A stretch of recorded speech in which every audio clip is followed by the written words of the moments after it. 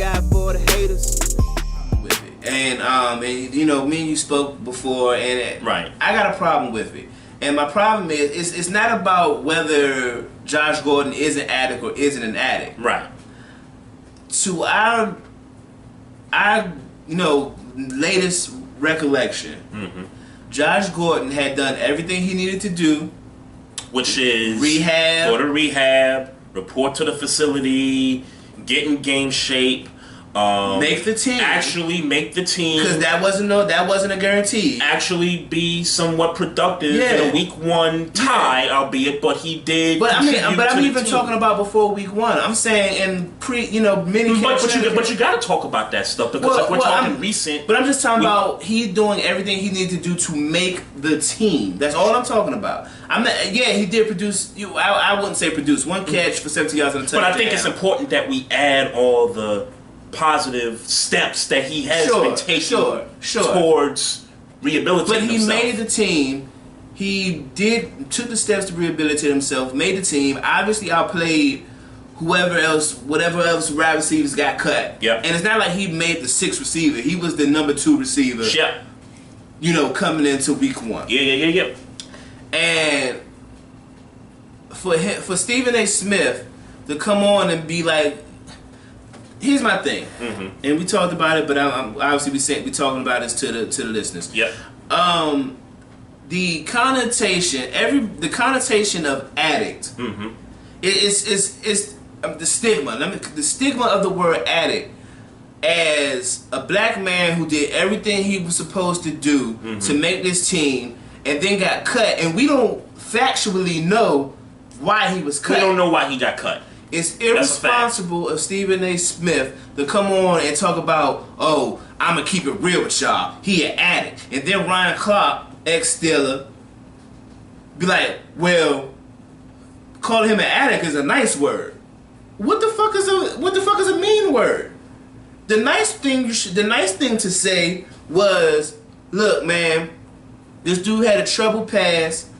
You know what I'm saying? And I don't know if that's going to work with the New England Patriots if he slip up, because he has this troubled past, and Bill Belichick is non-tolerance. If any of that past comes up to bite him, he might not have no tolerance for that. If you roll that route, I ain't got no, that's keeping it 100. But calling him an addict on TV seems like, to me, it fits the narrative of stay off the weed.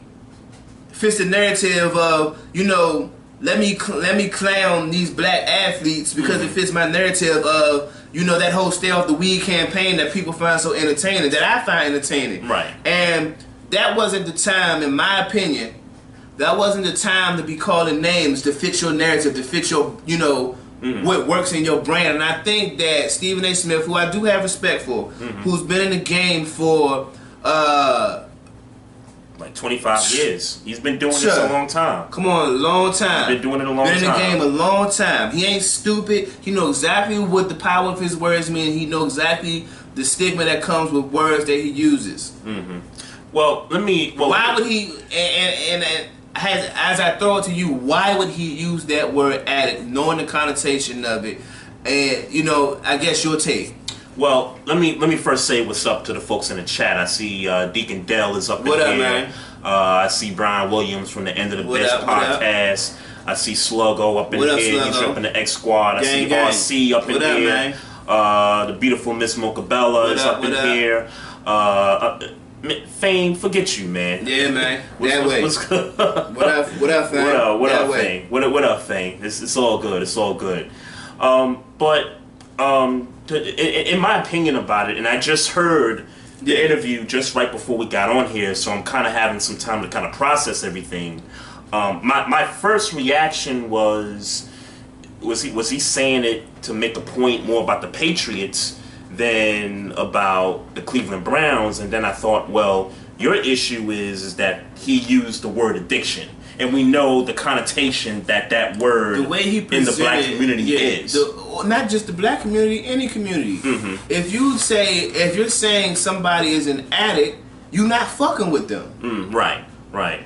So I guess my thing is, and I'm looking to see if he's catching smoke on this on Twitter, and I haven't really looked yet, but he hasn't. I mean, and I guess it could progress, but stuff like this can progress if enough of us, you know, hound him enough to where he's got to come out and explain himself. Yeah. But even in regard to that, though, I do think, as you know, as we're talking more about this, I do think that he does have to explain himself as to why he chose. Thank God for the haters, though. I thank God for the haters. Thank God for the haters, though. I thank God for the haters.